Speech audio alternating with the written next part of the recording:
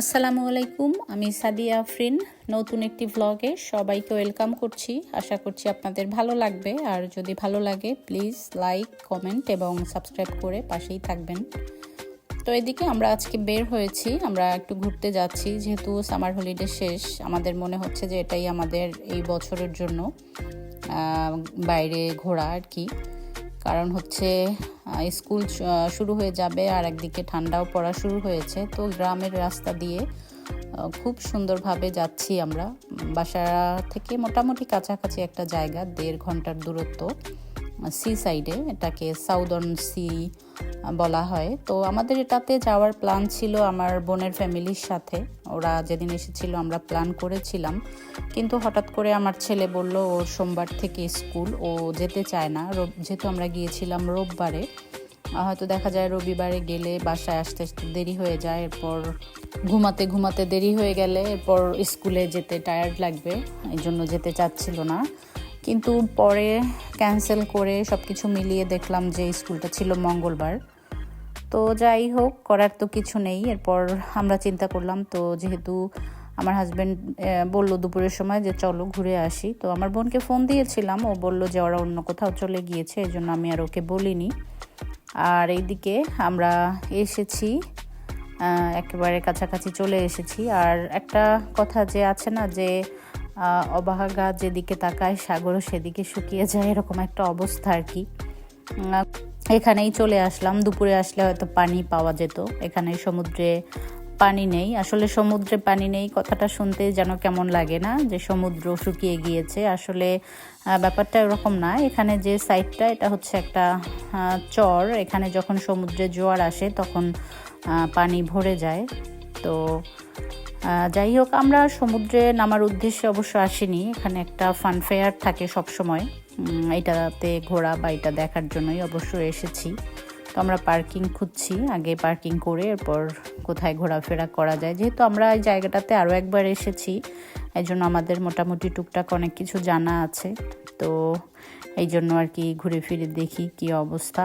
আর অনেক লোকজন ছিল, পানি নাই তাতে কি হয়েছে, অনেক লোকজন ছিল। আর চারপাশে এত দোকান বা এত কিছু ছিল যে আসলে এখানে স্বাভাবিক আশেপাশের লোকজন, বা দূর থেকেও মনে হচ্ছিল অনেক লোকজন এসেছে। আমাদের কয়েকটা বাঙালি ফ্যামিলিকেও দেখলাম। তো আমরা গাড়ি পার্ক করে আমি একেবারে নেমে গিয়েছিলাম এখানে চরের পানির মধ্যে। তো দেখাই যাচ্ছিল যে কিছুক্ষণ আগেই পানি নেমে গিয়েছে, কারণ যখন জোয়ার হয় তখন পানিটা যে পর্যন্ত এসেছিল ওখানে যে দাগ পড়ে থাকে ওটা এখনও ছিল। আমরা গিয়ে দেখতে পাচ্ছিলাম কিছু কাঁকড়া ছিল, আর অনেক শামুক ঝিনুক যেগুলো থাকে এগুলো ছিল।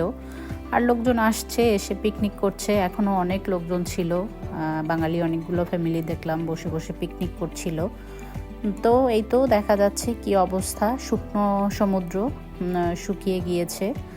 আর বাচ্চারা খুব মজা করছিল, আর মনে হচ্ছিল যে এখনই সন্ধ্যা হবে এরকম একটা ভাব। আমার ছোট ছেলে খুব দৌড়দৌড়ি করছিল পাথরের উপরে। এখানে বেশিরভাগ জায়গা জুড়েই পাথর, এখানে ওইভাবে বালু নাই কোথাও। স্যান্ড না থাকলে অবশ্য সমুদ্রের পাড়ে অতটা মজাও করা যায় না।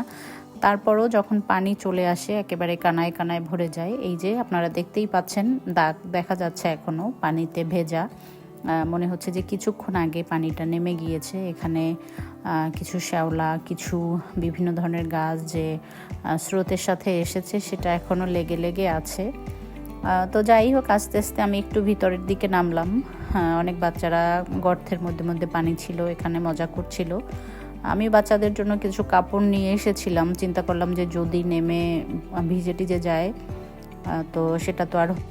এখানে যারা পানিতে এতক্ষণ খেলা করেছে তারা উপরে উঠে এসেছে কাদার মধ্যে, পানির মধ্যে, এখানে চেঞ্জ করছে। আর এই সাইডটা আসলে দেখতে খুবই সুন্দর, এখানে হাঁটার জন্য, এখানে পিকনিক করার জন্য খুবই সুন্দর একটা জায়গা। লন্ডন থেকে আসতে খুব একটা সময় লাগে না। আর যারা পূর্ব লন্ডনে থাকে তাদের তো আরও বেশি কাছে। পূর্ব লন্ডন থেকে সম্ভবত এখানে আসতে 40 মিনিটের মতো সময় লাগে, যেহেতু আমরা একটু দূরে থাকি আমাদের বেশি সময় লেগেছে। তো প্রথমেই বাচ্চারা আইসক্রিম খেতে চাইলো, ওদেরকে আইসক্রিম কিনে দিলাম যার যেটা পছন্দ, যার যে ফ্লেভার। তো আমরাও খেয়ে নিলাম। তো পছন্দ করে সবাই, তো আইসক্রিম বাচ্চা বুড়ো সবাই আইসক্রিম খেতে ভালোই লাগে। আর আমরা সবাই মিলে আইসক্রিম খাচ্ছি আর ঘুরে ঘুরে দেখছি। আমরা এখন ফানফেয়ারের দিকে ঢুকবো। এখানে ফানফেয়ার আছে আর একটা পার্ক আছে। এই পার্কটার মধ্যে ঢুকতে এক একজন 6 পাউন্ড করে। এখানে গল্ফ থেকে শুরু করে আরও যেন কী কী আছে, আমি অবশ্য ভালোভাবে দেখিনি। তো এখানে ঢোকার জন্য 6 পাউন্ড করে দিতে হয়। তো বাচ্চারা আর ওখানে ঢুকতে চাইলো না, বললো না আমরা ফানফেয়ারই ঢুকি। আর ফানফেয়ারের এন্ট্রি ফিটা ফ্রি ছিল, যদি কোনো রাইডে চড়ে সেটা হচ্ছে আলাদা। তো যাই হোক, ঘুরছিলাম আমি। আর আমার এই জিনিসগুলো পছন্দ না। আমার কেন যেন মনে হয় যে আসলে শুধু শুধু পয়সা খরচ করে ভয় পাওয়ার মতো আর কি একটা অবস্থা। আমি জীবনে হয়তো 2-1বারই কোনো না কোনো রাইডে চড়েছি। আমার মতো আপনাদের কে কে ভয় পায় না ভাবে। আমি সম্ভবত একবার বাংলাদেশে বসে ফ্যান্টাসি কিংডমে গিয়েছিলাম। ওখানে যে পাইরেট শিপটা থাকে ওটাতে উঠেছিলাম, তাও অনেক জোর জবরদস্তির পরেই উঠেছি। আমার হাজব্যান্ড ছিল সাথে, সে বলল যে না, টিকিট করেছি, উঠতেই হবে, চলো আমরা উঠি। এরপর যে কী অবস্থা সেটা আল্লাহই ভালো জানে। খুবই খারাপ অবস্থা হয়ে গিয়েছিল। তো ওই পর থেকে আমি তওবা করে নিয়েছি, আমি আর কখনো এগুলোতে উঠবো না। কিন্তু আমার মেয়ের খুব ইচ্ছা ছিল, সে উঠবে। তাকে আমি মোটামুটি কয়েকটাতে অ্যালাউ করেছিলাম, কিন্তু সে চাচ্ছিল যে আমার বড় ছেলে আরও দুজনে মিলে উঠবে। দুজনে মিলে উঠলে আসলে একটু ভয়টা হয়তো কম লাগে। কিন্তু আমার বড় ছেলেও আমার মতোই অবস্থা, সেও কিছুতেই উঠবে না। সে আমাকে বলছিল যে শুধু যদি উঠিও নাগরদোলাটায় উঠবে। আমি এমন একটা মানুষ, আসলে নাগরদোলাটাতে উঠতেও আমার ভয় লাগে। যখন একেবারে উপরে চলে যায় তখন আমার মনে হয় যার নিচে নামবেই না, এরকম অবস্থা। আর আমার এমনিতেই হাইটে একটু সমস্যা আছে, উপর থেকে আমি নিচের দিকে তাকাতে পারি না। তো যাই হোক, এই তো ঘোরাফেরা করছিলাম, সুন্দর সুন্দর জিনিস দেখলাম। এরপর প্ল্যান করছিলাম যে আবার কখন আসা যায়। এখানে সম্ভবত নেক্সট যে হলিডেটা আসবে ওই সময় হ্যালোউইন আছে, হ্যালোউইনের সময় ওদের কোনো প্রোগ্রাম আছে, এটাও দেখছিলাম। আর মেয়েকে বলছিলাম যে তখন আসবো। তো এই তো টুকটাক রাইডে চড়ে, ওরা চড়েছিল কয়েকটাতে, জাস্ট হালকা পাতলা যেইগুলো, এগুলোতে। এরপর চড়ে আমরা বের হয়েছি। আর এখানে একটা ছোট্ট একটা পুকুরের মতো ছিল, এখানেও বাচ্চারা খেলাধুলা করছিল। এটা ছিল পিছন সাইডে। এখান থেকে ট্রেনেরও ব্যবস্থা আছে। তো আমাদের ঘোরাফেরা শেষ করে আমরা এখন আসলে ডিনারের জন্য কি খাবো, কোথায় খাবো, এটা প্ল্যান করছিলাম। যেহেতু বাইরে এসেছি, খাওয়া দাওয়াটা তো বাইরেই হবে। তো বাচ্চারা বলছিল যে এখানে আসলে সব জায়গায় তো হালাল খাবার পাওয়াও যায় না, খুব কঠিন হয়ে যায় আর কি। তো ওরা চিকেন খেতে চাচ্ছিল। তো চিন্তা করলাম যে ঠিক আছে, যেহেতু চিকেন খাবে, আমাদের এখনও ওইভাবে টাইম হয়নি, সামান্য কিছু আমরা এখানে অন্য অন্য খাবার আছে, এগুলো খেয়ে এরপর চলে যাব আমাদের এরিয়াতে। ওখানের কিছু চিকেন আছে যেগুলো ওরা পছন্দ করে, ফ্রাইড চিকেন, ফ্রেঞ্চ ফ্রাই অথবা বার্গার, যা খেতে চায় ওখান থেকে খাওয়া যাবে। তো আমরা হালকা পাতলা কিছু খাবার নিয়ে গাড়ির মধ্যে উঠে গিয়েছি। আর এইদিকে যেহেতু রাত হয়ে গিয়েছে, এরিয়াটা খুব ভালো লাগছিল দেখতে, খুবই সুন্দর। একেবারে দুই সাইডে মনে হচ্ছিল যে এখানে আমরা একদিন থেকে যাই, থেকে পুরোটা ঘুরে দেখি। যেহেতু বাসা থেকে তেমন একটা দূরত্ব না, এই জন্য মাঝে মাঝে আসা যায় বা আসা যাবে। এরপরে আমরা প্ল্যান করেছি হয়তো অক্টোবরের যে একটা হলিডে থাকে ওই সময় একবার আসব। আর ভালোই লাগছিল দেখতে, বিশেষ করে রাতের লাইট যখন থাকে তখন তো আসলে সব কিছু দেখতে ভালো লাগে।